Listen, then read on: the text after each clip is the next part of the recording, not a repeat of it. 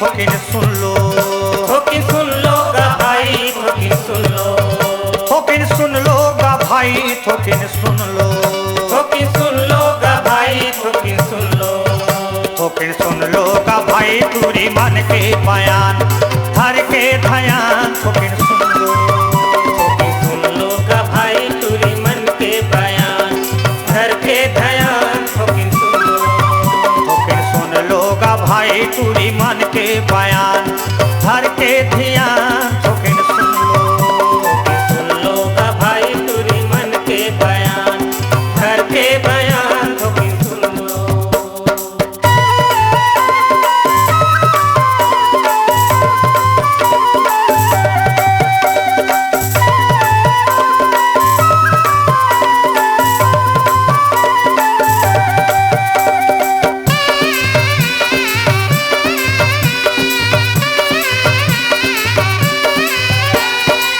करे टूरी कहे रंग जी भर के डालो, रानी बन के रही हो राजा दिल में घुसारो, करी टूरी कहे रंग जी भर के डालो, रानी बन के नहीं हो राजा दिल में घुसालो, करे टूरी कहे राजा जी भर के डालो, रानी बन के रही हो तोरे दिल में घुसारो, करी टूरी कहे रंग जी भर के डालो, रानी बन के नहीं हो राजा दिल में घुसालो,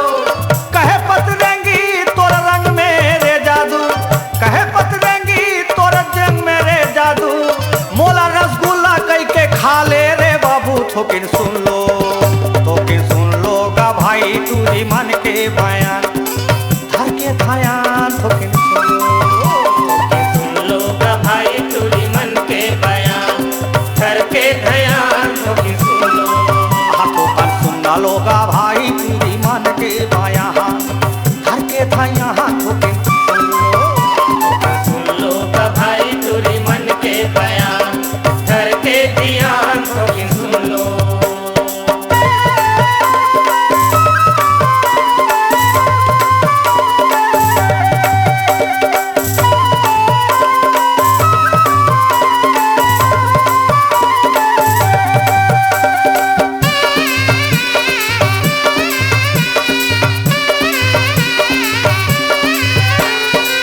कहे मोटियारी तोरे रंग में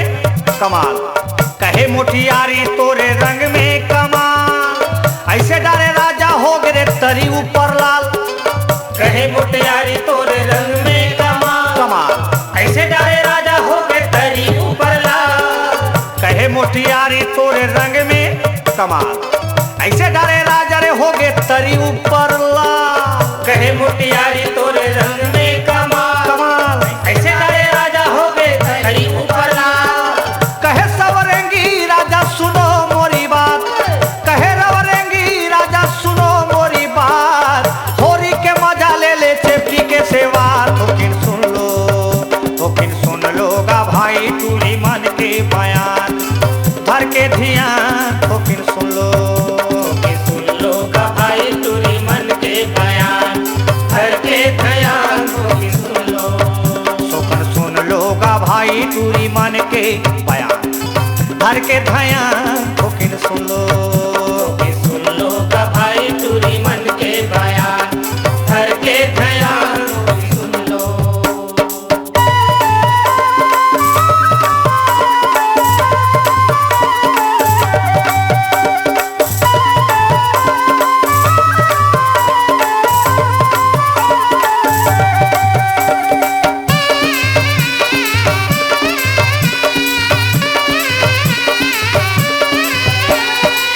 रगड़ी टूरी कहे मैं हावो हाड़े हाड़ा,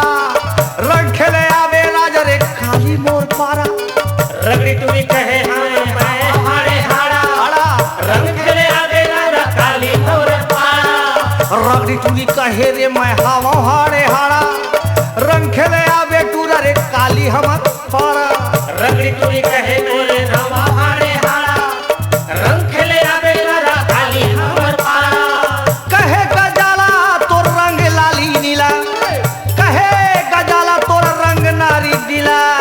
ऐसे डारे राजा हो गए सरी अंग घिला थोकिन सुन लो, थोकिन सुन लो गा भाई तुरी मन की बयान, धर के ध्यान थोकिन सुन लो,